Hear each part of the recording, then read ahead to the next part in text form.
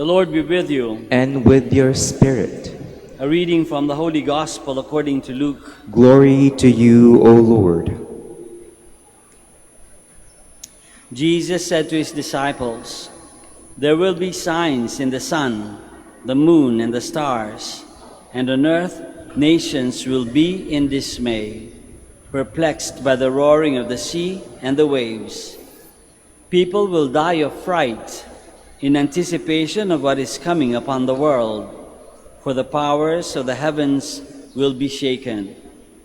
And then they will see the Son of Man coming in a cloud with power and great glory. But when these signs begin to happen, stand erect and raise your heads, because your redemption is at hand. Beware that your hearts do not become drowsy from carousing and drunkenness and the anxieties of daily life, and that day catch you by surprise like a trap. For that day will assault everyone who lives on the face of the earth. Be vigilant at all times and pray that you have the strength to escape the tribulations that are imminent and to stand before the Son of Man." The Gospel of the Lord. Praise to you, Lord Jesus Christ. Please be seated. Magandang umaga po sa inyong lahat ulit at welcome to the Minor Basilica of Our Lady of the Rosary of Manaoag. So today nga, sabi ko kanina, nag-uumpisa tayo ng panibagong liturgical year ng taon sa simbahan, the first Sunday of Advent. At sa ating Gospel ay pinapahiwatig o sinasabi sa atin ng Panginoon, nagsasabi ang Panginoon sa atin tungkol sa signs, mga tanda. Hindi yung matanda, tanda lang. Signs na nagpapakita sa atin ng mga bagay-bagay kung ano yung mga dapat nating gawin. Marami yan sa ating buhay, maraming signs. Sa kalye, halimbawa, maraming signs. Yung traffic light, sign yun. Alam natin na kapag pula, titigil ka. Kapag green, pwede kang umandar. Kapag yellow, dahan-dahan ka na kasi patigil na yun. Pag nag-yellow na, ibig sabihin malapit na mag-red. Alam na naman natin yan. Signs, they tell us what to do. Meron mga signs na arrow, nagpupunta sa kanan o kaya sa kaliwa. Ibig sabihin, doon ang daan, doon ang patungo. O kaya sa kaliwa. Diba? May signs na nakasulat, danger. O, ibig sabihin, dahan-dahan. Huwag mong papasok-pasok doon. Sa, sa kalye. Pag sa mga tinda-tindahan, makikita natin, maaga-maaga pa, pupunta ka sa isang grocery, baka nakasulat doon, closed. Ibig sabihin, sarado. Huwag kang magkakalampag ng pinto doon. Sarado. Hindi lang sa kalye o sa paligid, kahit sa ating sariling pangangatawan, may mga signs. Our bodies tell us so many things. Ba?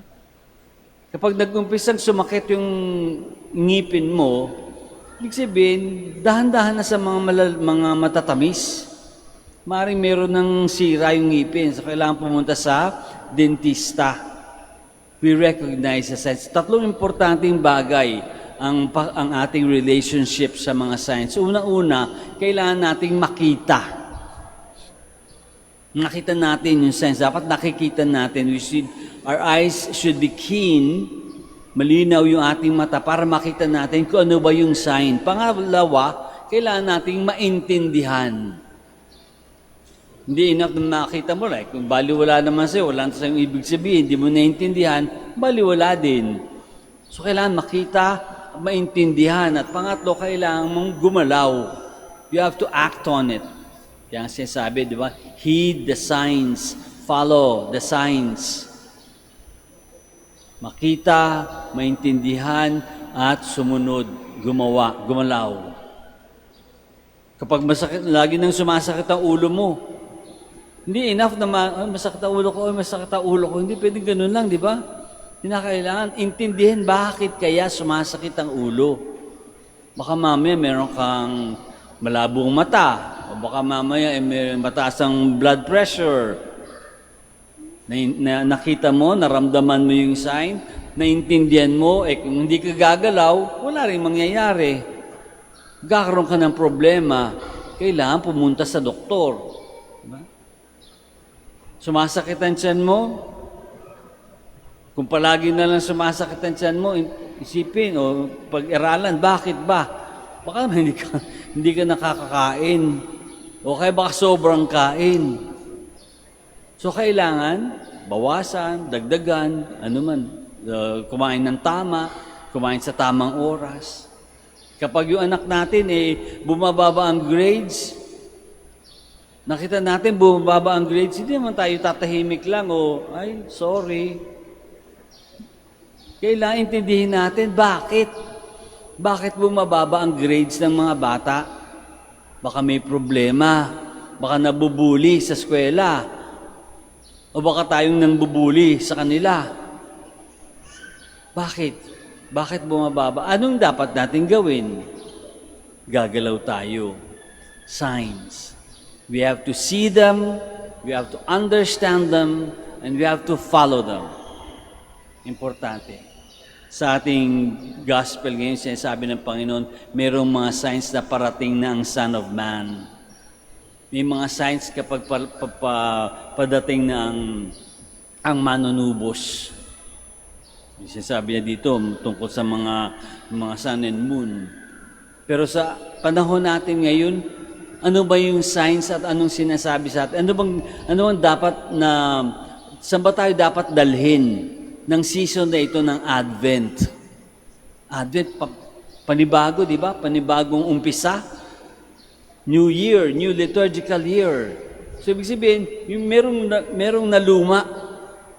Merong mga bagay, lalong-lalo doon sa mga naluma na yun, meron kang dapat pinagmamasdan o tinitignan, ano bang mali?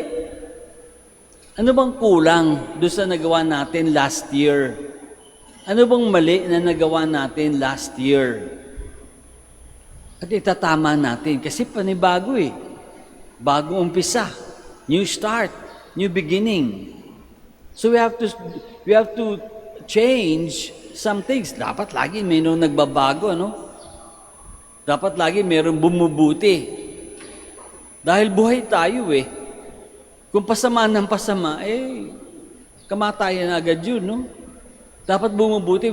We are alive. We should be growing. We should be changing for the better all the time.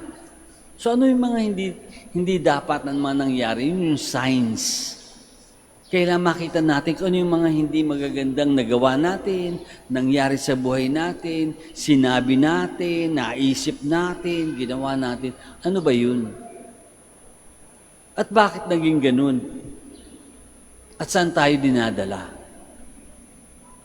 Kaya ang mga panahon na ito, itong 4 weeks of Advent bago magpasko, should be times of looking back and trying to change, hoping, dahil meron tayong 4 na linggo ng preparation, hoping that when the Lord comes to us, when we remember and celebrate the coming of the Lord in our lives, meron ng pagbabago. Nakahanda na tayo. Pero walang magbabago kung hindi natin pinag-iisipan, kung hindi natin tinitignan ano ba yung nangyari. See, look at, observe, recognize the signs, ano ba yung mga dapat baguhin. Understand them. Bakit ba nangyari yun? Saan ba tayo dinadala? And act on them. Sumunod ka. Kung meron kang kagalit sa buhay mo, kapitbahay mo, kamag-anak mo, ano yung challenge? Saan ka dinadala? Di makipag-ayos ka. Meron kang utang na malaki, di magbayad ka. Kukulang ka sa trabaho, baka kulang pa sa pagsisikap ng paghahanap o kaya you're looking at the wrong places. See the signs, understand the signs, and follow the signs. Doon tayo, saan tayo dadalhin ng signs? Dadalhin tayo sa pag-welcome sa Diyos, dadalhin tayo sa buhay with God, life with God, union with God. We ask the Lord now to help us. We ask the Blessed Mother to help us to fulfill these things, to be able to see and recognize the signs in our lives, to understand them, and to move on them.